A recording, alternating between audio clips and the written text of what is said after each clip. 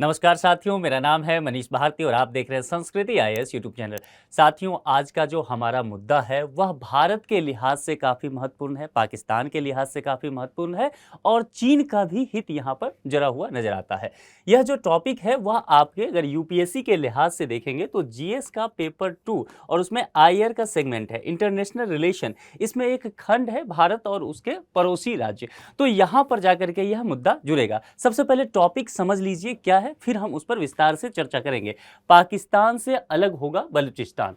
तो बलूचिस्तान को आजाद करने की बात की जा रही है। बलूचिस्तान में लगातार जो है चरमपंथी संगठन एकजुट हो रहे हैं और इसका उद्देश्य क्या है? बलूचिस्तान को एक स्वतंत्र राष्ट्र के रूप में दर्जा दिलाना। अभी बलूचिस्तान किसका हिस्सा है? पाकिस्तान का। पाकिस्तान का एक राज्य है। आबादी के हिसाब से हालांकि यह राज्य बहुत छोटा है, लेकिन क्षेत्रफल के हिसाब से अगर देखेंगे तो पाकिस्तान का सबसे बड़ा राज्य जो है, प्रांत है, वह बलूचिस्तान है। तो इस टॉपिक में हम यह देखेंगे कि बलूचिस्तान का इतिहास क्या है, कैसे बलूचिस्तान जो है पाकिस्तान के कब्जे में आ गया, भारत का इससे हित क्या जुड़ा हुआ है, चीन का हित क्या जुड़ा हुआ है। चीन और पाकिस्तान मिलकर के एक आर्थिक गलियारा बना रहा है। तो यह आर्थिक गलियारा किस तरह से बलूच के लोग जो वहां हैं, बलूचिस्तान के निवासी हैं, उनके लिए समस्या बना हुआ है। इसके अलावा बलूचिस्तान में एक पोर्ट का निर्माण हो रहा है, बंदरगाह का, ग्वादर। तो उसको लेकर के चर्चा करेंगे कि क्या इसका महत्व है। साथ ही यह देखेंगे कि जैसा यहां कहा गया है कि पाकिस्तान से बलूचिस्तान यदि स्वतंत्र राष्ट्र के रूप में आ जाता है तो अब यहां यह समझना होगा कि बलूचिस्तान का महत्व क्या है और पाकिस्तान के लिए बलूचिस्तान कितना महत्वपूर्ण हो जाता है। यदि बलूचिस्तान पाकिस्तान से अलग हो जाता है तो फिर पाकिस्तान पर इसका क्या प्रभाव पड़ेगा, और जब प्रभाव की बात करेंगे तो निश्चित तौर पर इसमें राजनीतिक प्रभाव की बात करेंगे, आर्थिक प्रभाव को बिल्कुल नहीं छोड़ सकते हैं, सामरिक प्रभाव की भी बात करेंगे। इन सभी मुद्दों पर हम विस्तार से चर्चा करने वाले हैं। चलिए आगे बढ़ते हैं और देखते हैं कि सबसे पहले चर्चा में कैसे आया है ये मुद्दा। लगातार देखिए विभिन्न न्यूज़पेपर जो है इस पर लगातार काम कर रहे हैं, आर्टिकल लिख रहे हैं। बीबीसी ने कहा है कि एकजुट हो रहे हैं बलूचिस्तान की आज़ादी के लिए लड़ रहे संगठन। ठीक है, पाकिस्तान के लिए कितना खतरा। तो दो तीन बातें इस लाइन में अपने आप ही स्पष्ट आपको दिख जाएगा। देखिए, एकजुट हो रहे हैं बलूचिस्तान की आज़ादी के लिए, यानी कि बलूचिस्तान को एक स्वतंत्र राष्ट्र बनाने के लिए वहां पर विभिन्न संगठन कार्य कर रहे हैं। सबसे पहले इस बात को समझ लेना है कि उद्देश्य इन संगठन का केवल एक है कि बलूचिस्तान को एक स्वतंत्र राष्ट्र के रूप में देखना है, पाकिस्तान से पृथक राष्ट्र के रूप में इसको लाना है। लेकिन अब ये संगठन क्या कर रहे हैं कि आपस में बातचीत करके एक बड़ा संगठन तैयार कर रहे हैं, एकजुट हो रहे हैं। यानी कि आप यह भी कह सकते हैं कि इन संगठनों का आपस में विलय भी हो रहा है। हालांकि इसमें कई तरह की व्यवहारिक समस्या आएगी। यह बातें की जा रही है कि यह संगठन जो है यदि एकजुट होते हैं, एक दूसरे में विलय कर लेते हैं, तो फिर इनका मुखिया कौन होगा, क्योंकि निश्चित तौर पर जितने भी संगठन हैं, यहां हम चर्चा करेंगे कुछ महत्वपूर्ण संगठन की, तो यहां पर लगातार विवाद चलता रहा है। यदि वो संगठन जो है वह चरमपंथी गुट है, एकजुट होते हैं, तो उसका लीडर कौन होगा, कौन सुप्रीमो होगा। कई बार पहले भी कोशिश की गई है, कुछ गुटों का विलय भी हुआ है और यही व्यवहारिक जो समस्या रही है वह पहले भी देखी गई है। हालांकि इस बार इस संगठन के जो मुखिया लोग हैं उनका कहना है कि देखिए, हमारा उद्देश्य क्लियर है, उद्देश्य जो है वह है बलूचिस्तान की आज़ादी। तो जो ये व्यवहारिक जो आ रहे हैं, हितों का टकराव हो रहा है, हम इस पर बातचीत करके इन चीज़ों को दूर कर लेंगे, उस पर हम विस्तार से बात करेंगे।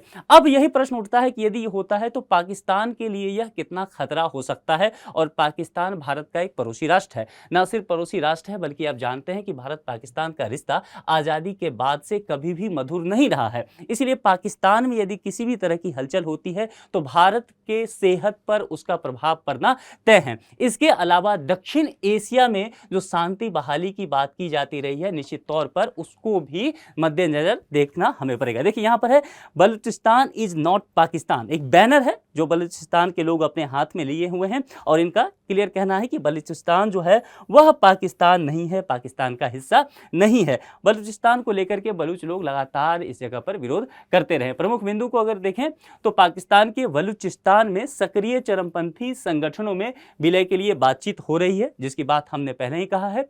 दो संगठन काफी महत्वपूर्ण है जो कि सामने आए हैं और यह बात किए हैं, और इन दो संगठनों की वजह से बाकी जो छोटे छोटे संगठन हैं, जो ध्यान रखना है, ये संगठन जो है चरमपंथी संगठन कहा गया है। चरमपंथी कहने का तात्पर्य यहां पर है, आप कह सकते हैं इसे टेररिस्ट ऑर्गेनाइजेशन के रूप में, क्योंकि यूएन ने भी इसमें से कई संगठन ऐसे हैं जिसको यूएन ने आतंकवादी संगठन घोषित किया हुआ है, और ये संगठन बलूचिस्तान में सक्रिय रूप से काम कर रहे हैं। कई बड़े हमले जो पाकिस्तान में हुए हैं इन संगठनों की वजह से हुआ है, और इनका मकसद यही है कि वो लगातार प्रशासन से, पाकिस्तान के प्रशासन और वहां की आर्मी से कह रहे हैं कि इस जगह को आप खाली कीजिए। इसके अलावा चीन के द्वारा जब पाकिस्तान के साथ मिलकर के आर्थिक गलियारा वहां बनाया जाने लगा बलूचिस्तान में, तब जाकर के समस्याएं और भी बढ़ती चली गई और इन लोगों का हमला जो है तेज होता हुआ चला गया। वो दो बड़े संगठन का नाम देखेंगे तो बलूचिस्तान लिबरेशन फ्रंट और बलूचिस्तान लिबरेशन आर्मी, ये दोनों जो है बड़े संगठन वहां पे है, और इन दोनों में अभी सहमति बन गई है कि ठीक है, हम दोनों अब जो है बातचीत करके और एक जगह पर आ जाएं, एक साथ काम करें, ताकि इनका देखिए उद्देश्य क्या है कि अगर एक साथ काम करेंगे तो हम हमले तेज कर पाएंगे। यानी कि जो चरमपंथी हमला होता है, आत्मघाती हमला होता है या आतंकवादी हमला होता है, पाकिस्तान को क्षति करने के लिए, पाकिस्तान प्रशासन की कमर तोड़ने के लिए, तो इनका यह है कि हम ऐसा फिर बारंबार कर पाएंगे और हमारी तीव्रता भी बढ़ जाएगी, हमारी शक्ति बढ़ जाएगी, संसाधन भी बढ़ जाएगा। संसाधन की अगर बात करेंगे तो हथियार जो है अवैध रूप से ही पहुंचते हैं चरमपंथी संगठनों के पास, तो इनका कहना है कि देखिए हमारे पास हथियार भी हो जाएंगे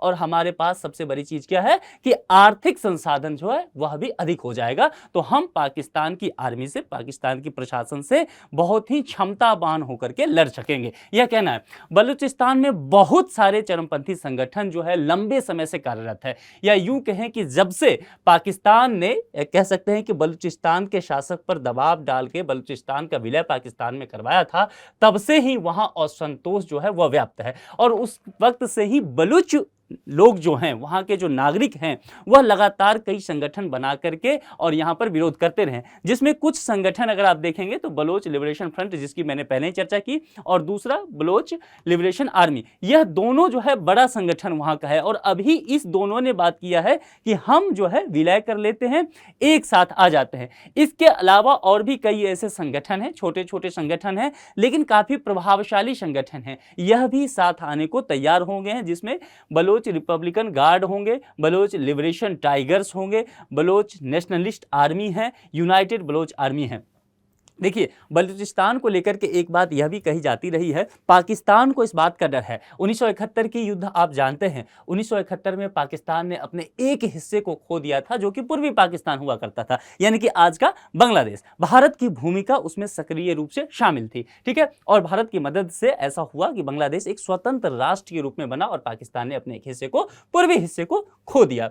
अब यहां पर यही डर जो है कहीं कहीं पाकिस्तान को सता रहा है। लगातार पाकिस्तान ये कई बार आरोप भी लगाता रहा है कि भारत जो है वहां पर इस तरह की घटनाओं को अंजाम देता रहा है, जो कि निश्चित तौर पर भारत सरकार उसका जो है निराधार उसे बताते रही है, उसका खंडन करते रही है। लेकिन सच बात यह है कि यहां पर आंतरिक विद्रोह काफी इन संगठनों के द्वारा और वहां के लोगों के द्वारा पाकिस्तान प्रशासन और आर्मी के लिए किया जाता रहा है, जिसका परिणाम जो है अब काफी उभर करके देखने को मिल रहा है। और पाकिस्तान की स्थिति आप जानते हैं कि राजनीतिक अस्थिरता है, तो राजनीतिक अस्थिरता की वजह से अभी भी वहां एक कार्यवाहक प्रधानमंत्री हैं। तो अभी बहुत माकूल समय इन चरमपंथी संगठनों को लगता है कि यदि हम इस तरह का काम करते हैं तो हम बलूचिस्तान को स्वतंत्र राष्ट्र के रूप में बनवा लेंगे।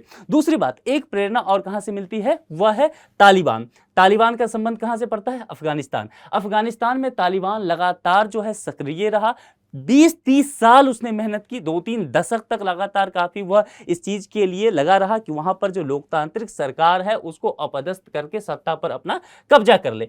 अब जब तालिबान इस चीज में सफल हो गया, अफगानिस्तान की सरकार को, चुनी हुई सरकार को वहां पर अपदस्थ करने के लिए, तब हौसला बढ़ जाता है ऐसे चरमपंथी संगठनों का। वो मानते हैं कि हम भी ऐसा कर सकते हैं, और निश्चित तौर पर ये जो मैंने आपको बलोच आर्मी का बताया या जो ये बलोच फ्रंट है, इनका कहना है कि यदि तालिबान ऐसा कर सकता है तो हम भी कर सकते हैं, यानी कि वहां से इनको मोटिवेशन मिलता है।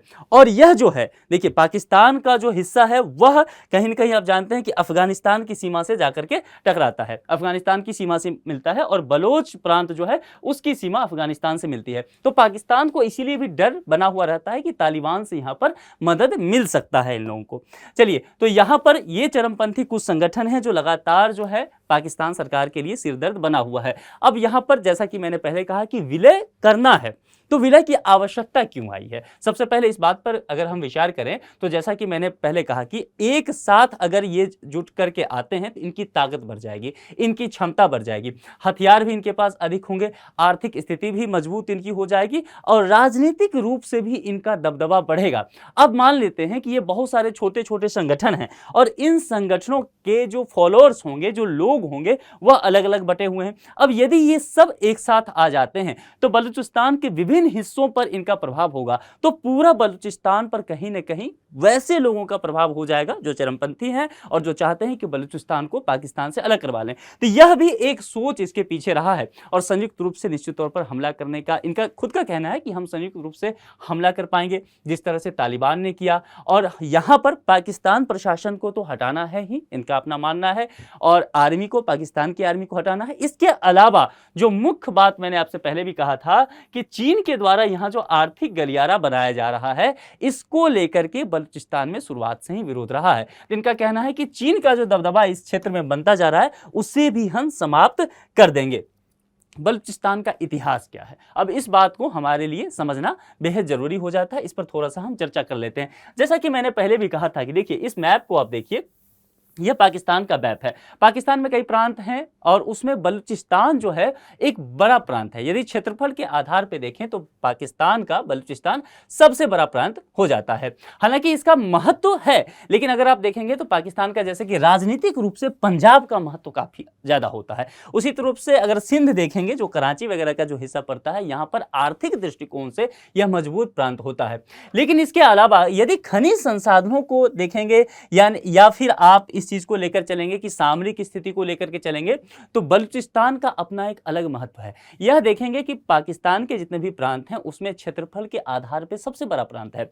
बावजूद इसके यहां पर जनसंख्या बहुत कम रहती है, ठीक है, क्योंकि यहां पर रहने लायक भूमि जो है वो कम है, पथरीला जगह है। दूसरी बात, यह पाकिस्तान का सबसे गरीब प्रांत है। वैसे पूरा पाकिस्तान ही गरीब है, ठीक है, पाकिस्तान की पूरी हालत जो है, माली स्थिति आप जानते हैं कि बेहद खराब चल रही है। लेकिन अगर उसमें भी अगर तुलना करें तो बाकी प्रांतों की, पंजाब के तुलना में, सिंध के तुलना में, खैबर पख्तूनख्वा के तुलना में बलूचिस्तान की स्थिति और भी बुरी बनी हुई है। तो इसको लेकर के लगातार यहां पर असंतोष बना हुआ है। इसके अलावा अगर देखेंगे, मैंने एक शब्द कहा था कि सामरिक दृष्टिकोण से, सुरक्षा दृष्टिकोण से देखेंगे तो बलूचिस्तान का महत्व काफी बढ़ जाता है। देखिए बलूचिस्तान जो है ईरान के साथ भी सीमा साझा करता है, वहीं बलूचिस्तान जो है अफगानिस्तान के साथ भी सीमा साझा करता है। और पाकिस्तान का रिश्ता जो है वो अफगानिस्तान से या फिर ईरान से पिछले कुछ वर्षों में बहुत अच्छा नहीं रहा है। और जब से अफगानिस्तान के सत्ता पर तालिबान का काबिज हो गया है, तब से पाकिस्तान के लिए सिरदर्द और भी बढ़ता चला गया है। वैसे भी ईरान का कहना है कि इसमें से कुछ हिस्सा बलूचिस्तान का कुछ पार्ट है वह उसका है। इसको लेकर के भूमि विवाद लगातार पाकिस्तान और ईरान के बीच में चलता भी रहा है। तो इस सब चीजों की वजह से बलूचिस्तान बहुत महत्वपूर्ण एक क्षेत्र बन जाता है पाकिस्तान के लिए। देखिए बलूचिस्तान को पहले जो है कलात के नाम से जाना जाता है। यूपीएससी इस तरह के शब्दों का इस्तेमाल कर सकती है। यूपीएससी का प्रश्न कुछ अलग नहीं होता, उसकी भाषा अलग होती है, इसीलिए ऐसे शब्द जो पुराने नाम है इसको आप थोड़ा ध्यान रखिए। तो बलूचिस्तान को पहले कलात के नाम से जाना जाता है और भारत सरकार और कलात के बीच संबंध, यानी कि कलात यानी कि आज का बलूचिस्तान, इसके बीच जो संबंध है वर्ष 1876 में हुई एक संधि पर आधारित है। इसके अनुसार भारत सरकार जो है कलात को एक स्वतंत्र राष्ट्र का दर्जा देती थी। उस समय किस संधि, 1876 में एक संधि हुआ था। इस संधि के आधार पर भारत सरकार जो है कलात को एक स्वतंत्र राष्ट्र का दर्जा दिया करती थी। जब अंग्रेज भारत से गए तो बलूचिस्तान ने अपनी आज़ादी घोषित कर दिया। आप जानते हैं उस वक्त बहुत सारे देशी रियासत भारत में भी थे। ऑफर दिया गया था एक तरह से कि आप पाकिस्तान के साथ रह सकते हैं, आप भारत के साथ रह सकते हैं, आप स्वतंत्र राष्ट्र के रूप में भी रह सकते हैं। बलूचिस्तान पर भी अंग्रेजों का कब्जा था। जब अंग्रेज ब्रिटिश सरकार यहां से खत्म होता है तो इसने अपने आप को एक स्वतंत्र राष्ट्र के रूप में अपनी घोषणा की थी। पाकिस्तान ने इसे स्वीकार भी कर लिया, लेकिन बाद में इसे अस्वीकार कर दिया। पाकिस्तान को लगता था कि यह क्षेत्र जो है, यदि आप इसकी अवस्थिति देखेंगे तो पाकिस्तान को लगता था कि यह क्षेत्र जो है यह इस तरफ इसके पश्चिम में पड़ता है और इस क्षेत्र पे पाकिस्तान का ही कब्जा होना चाहिए था। कभी कभी पाकिस्तान को ऐसा भी लगता था कि संभव हो कहीं भारत का ना इस पर कब्जा हो जाए, इसलिए पाकिस्तान जो है लगातार इस क्षेत्र को लेने के मकसद से कार्य करता था। हालांकि शुरुआत में इसने बलूचिस्तान यानी कि उस वक्त कलात के स्वतंत्रता को स्वीकार कर लिया था, लेकिन बाद में अस्वीकार कर दिया। और बलूचिस्तान के शासक जो हैं उसने क्या किया, उस समय वहां की संसद जो थी, संसद की दोनों सदनों पर यह छोड़ दिया था कि आप लोग यह निर्णय लीजिए कि आप पाकिस्तान के साथ मिलना चाहते हैं या एक स्वतंत्र राष्ट्र के रूप में रहना चाहते हैं। वहां के जो दोनों सदनों ने यह निर्णय किया कि हम विलय के प्रस्ताव को अस्वीकार कहते हैं और हमें एक स्वतंत्र राष्ट्र के रूप में रहना चाहिए। लेकिन पाकिस्तान, जैसा कि मैंने कहा, कि बाद में पलट गया और उसने स्वतंत्र कलात यानी कि स्वतंत्र बलूचिस्तान के कॉन्सेप्ट को नहीं माना। और मार्च 1948 में पाकिस्तान की सेना ने उस वक्त के बलूचिस्तान के जो शासक थे उन पर दबाव डलवाया, सैन्य दबाव डलवाया और उसके बाद विलय करवा लिया गया, दबाव डाल करके बलूचिस्तान का पाकिस्तान में। और यह जो हस्ताक्षर कराया गया, इसके साथ ही वहां पर बलूच लोगों का विद्रोह शुरू हो गया, कई संगठन बनते चले गए। तो यह जो इतिहास आप देखेंगे ना, इस इतिहास में ही कहीं ना कहीं उग्रवाद छुपा हुआ है। इस इतिहास से ही यह पता चलता है कि अभी जो घटना हो रही है, अभी जो उग्रवाद की समस्या हो रही है, इसके बीज उसी समय बो दिए गए थे जब पाकिस्तान की सेना ने उस वक्त के बलूचिस्तान के शासक पर दबाव डाल करके विलय पर हस्ताक्षर करवाए थे। तो यह मुद्दा, इतिहास के जो पन्नों से कुछ बातें हैं वह आपको क्लियर हो गई। अब मैंने एक बातें और कहा था आपको कि बलूचिस्तान के जो चरमपंथी संगठन हैं वह एक आर्थिक गलियारा का विरोध लगातार कर रहे हैं। उस पर बात करते हैं। चीन पाकिस्तान के द्वारा तय किया गया एक आर्थिक गलियारा बनाने को बात की गई। यह आर्थिक गलियारा क्या है इसको समझ रहे हैं। सबसे पहले चीन के उत्तर पश्चिम में सिंजियांग है और सिंजियांग के साथ यहां से एक गलियारा बनेगा। यह जो लाल रंग का आप देख रहे हैं, यह जो मैप लाइन, यह यहां पर आता है बलूचिस्तान में। और बलूचिस्तान का ग्वादर है, ग्वादर पोर्ट इसे कहते हैं, ग्वादर बंदरगाह। तो यहां सिंजियांग से ग्वादर तक को एक गलियारा जोड़ेगा। इस गलियारा को आर्थिक गलियारा कहा गया। आर्थिक गलियारा कहने का क्या तात्पर्य है कि यह एक ऐसी पट्टी होगी, एक ऐसा रास्ता होगा जिससे अर्थव्यवस्था को काफी फायदा मिलेगा। पाकिस्तान सरकार को भी लगा कि उसकी जो अर्थव्यवस्था जो है, माली हालात हैं, बहुत खराब है। यदि चीन इस तरह का काम करता है तो निश्चित तौर पर यहां पर बहुत ज्यादा चीन इन्वेस्टमेंट करेगा। तो निवेश करने से क्या होगा, पाकिस्तान के लोगों को रोजगार मिलेगा, वहां की जो आर्थिक हालात हैं वह अच्छे होंगे। हालांकि अब यदि उसका अध्ययन किया जाए तो निश्चित तौर पर यह जो परियोजना था या पाकिस्तान का जो मकसद था, पाकिस्तान की जो सोच थी इस आर्थिक गलियारा को लेकर के, वह पूरा होता हुआ नहीं दिखता है, बल्कि पाकिस्तान जो है कहीं न कहीं कर्ज के जाल में फंसता हुआ नजर आया। इसके अलावा पाकिस्तान के संप्रभुता को भी यहां पर इस गलियारे की वजह से खतरा बताया जा रहा है। चीन का प्रभाव लगातार उस क्षेत्र पर बढ़ता हुआ जा रहा है और जो कि यहां पर बलूचिस्तान के लोगों को पसंद नहीं आ रहा है। तो देखिए, यह जो बलूचिस्तान में स्थित ग्वादर बंदरगाह है, इसको जोड़ने वाली बुनियादी ढांचा परियोजनाओं को 3000 किलोमीटर लंबा मार्ग है। यह मार्ग जो है 3000 किलोमीटर लंबा है और पाकिस्तान और चीन के बीच एक द्विपक्षीय परियोजना है जिसकी चर्चा हमने पहले की। अच्छा, अब यह बात भी समझिए कि आखिर चीन को इसकी जरूरत क्या पड़ गई। चीन पाकिस्तान में इतना इन्वेस्ट करके क्यों ये 3000 किलोमीटर लंबा एक गलियारा बनाना चाह रहा है, वह भी दूसरे राष्ट्र में, और वहां पर बलूच लोगों के साथ हमेशा झड़प हो रहा है। तो ऐसा क्यों हुआ, इसको समझने के लिए इस वर्ल्ड मैप को देखिए। देखिए, चाइना की अवस्थिति यहां पर है और यदि व्यापार होता है, आप जानते हैं कि व्यापार का एक बड़ा हिस्सा समुद्री मार्ग से होता है। यहां पर यदि यहां से अरब सागर से यहां पर, इसको थोड़ा सा मैं और पेन को पतला कर देता हूं ताकि आप सही समझ पाएं। देखिए, यहां से अरब सागर से इसका माल अगर यहां से आता है, हिंद महासागर होते हुए दक्षिण चीन सागर से होते हुए चीन तक पहुंचता है। ठीक है, अब अपने हाथ में देखिए ये कितना लंबा रूट हो जाता है। इतना लंबा रूट होने के वजह से क्या हो जाता है कि यहां पर पैसा अधिक खर्च होता है, समय अधिक खर्च होता है, संसाधन जो है वह अधिक खर्च होता है, ऊर्जा की खपत अधिक होती है। इसके अलावा समुद्र में लूटपाट का भी डर रहता है, तो सुरक्षा का दृष्टिकोण भी होता है, पेट्रोलिंग में भी बहुत खर्च होता है। तो इन सभी वजहों से चीन ने यह सोचा कि क्यों ना यहां से एक गलियारा निकाल दिया जाए और डायरेक्ट इसे पाकिस्तान के ग्वादर तक मिला दिया जाए। तो यहां पर जो मिडिल ईस्ट से जो सामान आएगा वो ग्वादर पोर्ट पे आएगा और ग्वादर पोर्ट से सीधे इस आर्थिक गलियारा के द्वारा सिंजियांग प्रांत में चीन में यानी कि पहुंच जाएगा। तो यह पूरा कॉन्सेप्ट था। तो यह रूट जो है, एक लंबा सा रूट जो है, इस रूट को खत्म करने के लिए यह गलियारा बनाया गया। भारत ने इसके निश्चित तौर पर देखिए, यहां पर भारत की आपत्ति इस गलियारे को लेकर के रहा है, हम पहले भी चर्चा किए हैं। क्योंकि भारत का यह जो हिस्सा है, यह पीओके वाला जो हिस्सा है, गिलगिट बाल्टिस्तान का जो हिस्सा है, उस हिस्से से यह गलियारा गुजरता है, जो भारत का एक संप्रभुत्व क्षेत्र है। भारत सरकार ने इस पर विरोध भी किया, हालांकि पाकिस्तान और चीन की द्विपक्षीय परियोजना इसके बावजूद भी यहां पर रुकती हुई नजर नहीं आती है। अब ग्वादर को काउंटर करने के लिए भारत क्या करता है? जब भी आप ग्वादर पढ़ें तो आप चाबहार जरूर पढ़ें। भारत ने क्या किया कि ईरान के साथ मिलकर के चाबहार बंदरगाह बनाया ताकि वो अफगानिस्तान तक और सेंट्रल एशिया तक अपनी पहुंच बना पाए। तो यहां पर जब भी ग्वादर पढ़ेंगे तो क्या चाबहार आपको ध्यान में रखना है। तो अब आपको समझ में आ गया होगा कि ग्वादर की जरूरत क्यों रही, या फिर ये आर्थिक गलियारा जो है चीन और पाकिस्तान क्यों बनाना चाहता था, क्योंकि चीन का यहां पर व्यापारिक हित जुड़ा हुआ था। चलिए आगे बढ़ते हैं। उद्देश्य क्या था? तो ऊर्जा, औद्योगिक और अन्य बुनियादी ढांचा विकास परियोजनाओं के साथ राजमार्ग हो, रेलवे हो, पाइपलाइनों को नेटवर्क के साथ पाकिस्तान में कनेक्टिविटी को बढ़ावा देना था। और यह कॉरिडोर चीन को हिंद महासागर तक पहुंचने में सक्षम बनाता है। जैसा कि मैंने पहले ही आपको मैप में बताया कि चीन यहां से सीधे हिंद महासागर में यहां तक पहुंच जाता है। चीन पाकिस्तान आर्थिक गलियारा बलूचिस्तान से होकर के गुजरता है और बलूचिस्तान के ग्वादर पोर्ट तक जाकर के पहुंचता है। ठीक है, यह जो स्थिति आप देख रहे हैं, जैसा कि मैंने कहा, ये बलूचिस्तान का हिस्सा है और ग्वादर पोर्ट पर आकर के ये रुकता है, मिलता है ये लाइन। और जैसा मैंने कहा कि जब भी आप ग्वादर पढ़े तो आप चाबहार पढ़े। भारत के दृष्टिकोण से तो चाबहार यहां पर है, ईरान में पड़ जाता है। तो यहां से इसकी डिस्टेंस कम ही है और भारत के लिए यह महत्वपूर्ण हो जाता है, क्योंकि यहीं से ही अफगानिस्तान के लिए फिर रूट निकलता है। और अगर आपको सेंट्रल एशिया में जाना है तो उसके लिए भी जरूरी हो जाता है। अब इस सब चीजों का प्रभाव क्या पड़ेगा? बलूचिस्तान यदि अलग हो जाता है, स्वतंत्र राष्ट्र बन जाता है, तो पाकिस्तान पर क्या प्रभाव पड़ेगा समझिए।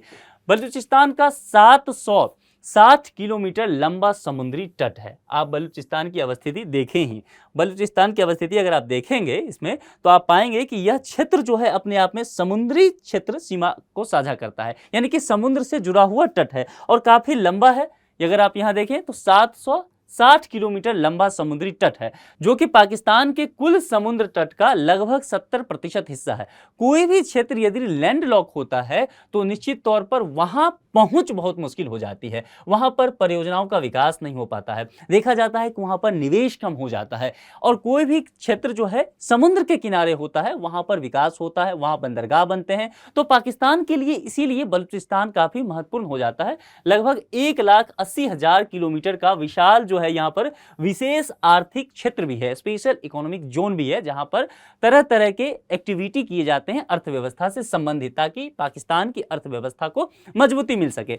बलूचिस्तान के तट पर पाकिस्तान के 3 नौसैनिक अड्डे भी हैं। अब 3 नौसैनिक अड्डे हैं तो यह भी काफी महत्वपूर्ण है, क्योंकि नौसेना जो है आजकल के दुनिया में देखें सामरिक दृष्टिकोण से नौसेना का काफी महत्व बढ़ गया है। खास करके चीन के अगर सापेक्षता में देखेंगे तो इसका महत्व काफी बढ़ जाता है। तो 3 नौसैनिक अड्डा जो है, एक है ओरमारा का, दूसरा पश्चिमी का और तीसरा है ग्वादर का, जहां पर एक बंदरगाह भी बन रहा है।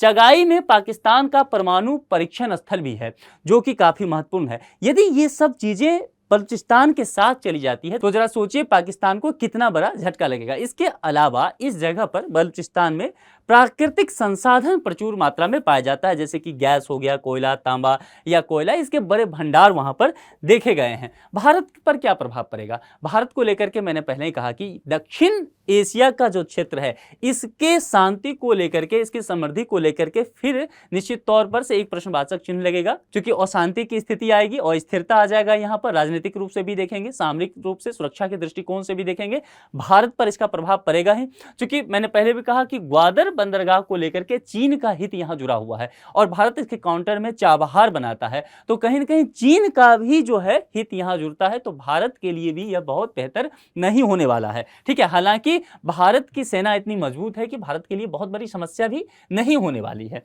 ठीक है, चीन पाकिस्तान आर्थिक गलियारे में किया गया निवेश प्रभावित होगा यदि चीन के दृष्टिकोण से देखें, क्योंकि चीन का बहुत बड़ा इन्वेस्टमेंट इस प्रोजेक्ट पे है, क्योंकि द्विपक्षीय परियोजना है, ध्यान देना है, द्विपक्षीय परियोजना है, तो चीन ने इन्वेस्टमेंट किया तो पाकिस्तान को भी पैसा लगाना पड़ेगा उसमें। तो अब अगर बलूचिस्तान में इतना पैसा लगा दिया है चीन ने और बलूचिस्तान पाकिस्तान से के कब्जे से बाहर हो गया, उसकी बनाई हुई सरकार के आधार पर नहीं चलता है, तो चीन को बहुत बड़ा झटका लगना तय है। सामरिक रूप से महत्वपूर्ण ग्वादर बंदरगाह जो है, जहां पर चीन अपनी पहुंच बनाना चाहता है, इसके माध्यम से हिंद महासागर तक पहुंचना चाहता है, यह बाधित हो जाएगा। और उसका जो पूरा नेटवर्क था, उसने जो सोचा था कि व्यापारिक मार्ग का एक वैकल्पिक मार्ग ढूंढ लिया जाए, वह भी बाधित हो जाएगा। तो चीन के लिए यह मार्ग जो है कहीं न कहीं बंद हो जाएगा, यह इसके लिए नुकसानदायक चीज रहेगा। अब इस टॉपिक पर एक संभावित प्रश्न है और प्रश्न जो है वो प्रीलिम्स के स्तर का है। क्या प्रश्न? बलूचिस्तान की सीमा निम्नलिखित देशों में से किन देशों से मिलती है? ईरान, अफगानिस्तान, भारत और चीन। नीचे दिए गए कूटों का प्रयोग कर सही उत्तर का चयन करें। 4 विकल्प दिया गया है, जो भी विकल्प आपको सही लगे उसके आधार पर आप उत्तर का चयन करके कमेंट बॉक्स में जरूर लिखिए। आप में से अधिकांशतः लोग सही जवाब दे भी रहे हैं, मैं उम्मीद करता हूं, क्योंकि यह मैप आधारित है प्रश्न है और मैप आधारित प्रश्न जो है यूपीएससी का फेवरेट जोन होता है। इस तरह के प्रश्न आते ही आते हैं और चूंकि बलूचिस्तान जो है चर्चा में बना हुआ है, तो संभव है ऐसे प्रश्न आ सकते हैं। चूंकि आप देखेंगे विकल्प में यूपीएससी का प्रश्न जो है वो विकल्प कठिन बनाता है, तो इसमें ईरान भी है, अफगानिस्तान भी है, चीन भी है। तो अब इस प्रश्न का सही जवाब जो है क्या होगा, आप चयन करके कमेंट बॉक्स में जरूर लिखिए। इस लेक्चर में इतना ही रखते हैं, किसी दूसरे लेक्चर में आपसे फिर मुलाकात होगी। अपना ख्याल रखिए। Thank you.